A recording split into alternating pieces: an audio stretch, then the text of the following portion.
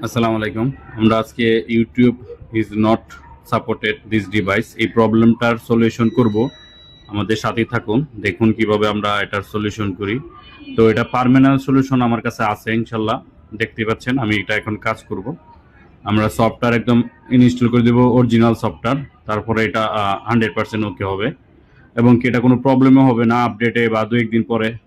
আমরা software install করে ফেলছি, এই যে দেখেন একদম অরিজিনাল ইউটিউব আসবে, কোনো ইস্যু আসবে না। এই স্মার্ট টিউব বা এসটিএন বেটা এগুলা কোনো কিছু না, একদম অরিজিনাল ইউটিউব। ঠিক আছে, এই যে দেখতে পাচ্ছেন চালাচ্ছি আপনাদের সামনে, একদম ক্লিয়ার, কোনো হ্যাঙ্গিং ল্যাগিং কোনো প্রবলেম আসবে না, একদম অরিজিনাল ইউটিউব, কোনো রকম কোনো ইস্যু নাই।